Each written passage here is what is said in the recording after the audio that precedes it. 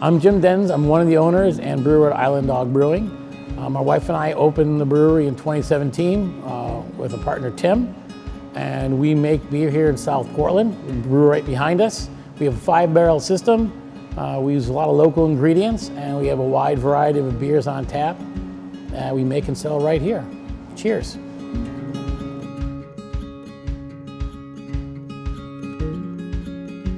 The brewing community in Maine is really good.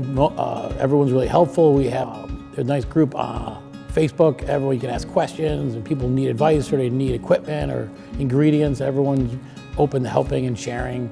It's a really good community. We got a lot of help when we were opening. Quite a few breweries we reached out to let us come in and brew with them for a day or talk to them about, find out what they did or what they wish they would have done. And it helped us a lot getting started out. So right from the beginning when we started planning out the brewery, I wanted to make sure we were producing as little waste as possible. I read a whole bunch of books on brewing and a lot of them on sustainability in brewing. So reducing water usage, reducing the sewage, recycling as much as we can. When we started working on the brewery, all the lighting in here, we replaced the existing lighting with LED lights. When we built our cold room, which is behind me, we specifically built it to save energy. Instead of just using a prefab metal one, the one we built has 12-inch walls. We use a special Rolex mineral-based insulation to go inside and on the ceiling. So the R factor, which I don't remember off the top of my head right now, is really high.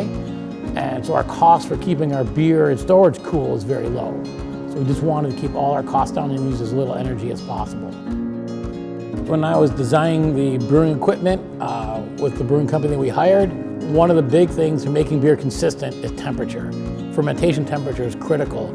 All breweries have a way to control the temperatures in the fermenter, but for us, what I wanted to do was to be as efficient as we could, so we use the least amount of utilities, electric, gas, and not waste stuff. With our control panel controls a valve on the fermenter that opens and closes when the fermenter needs to be cool. It also controls the pump for the cooling system. So the pump only runs and pushing the coolant through when the fermenter needs to be cooled down. That really reduces our electric costs because one, the pump's not running, and it helps keep the glycol cooler. Now, it doesn't warm up as fast, so it doesn't have to run as much. So that was a big reason why. And it was also one panel I could walk up to, and I could see the temperature of all the fermenters. I could adjust how quickly or slowly it'll cool down a fermenter, what temperature we could adjust the temperature settings as needed if one of the thermometers was off. The cost of losing a batch of beer, so just the ingredients in a batch is anywhere from $300 to $800 depending on the type of beer, whether we use the fruit or IPAs. But more than that, if you lose a batch of beer, we use an outside canning company, so they are scheduled to come on a certain day. Well, if you lose a batch of beer, now you have to rebrew it.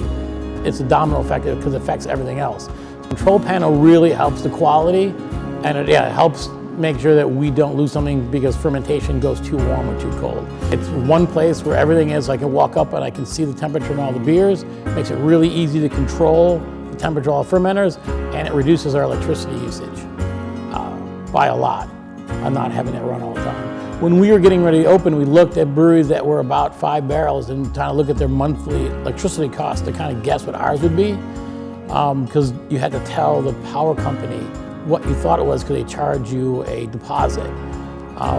Based on our size and other customers, they thought we'd be using $1,400 or $1,200 to $1,400 a month electricity. That was our deposit. We've never been over 500, even in the middle of summer with the AC running in here and everything and running. So it really helps keep our costs down. The benefit is that it makes it really easy to maintain temperature control on the fermenters. For one spot, it's very accurate, it's easy to use, and the energy. The biggest thing where I got it was for the energy savings.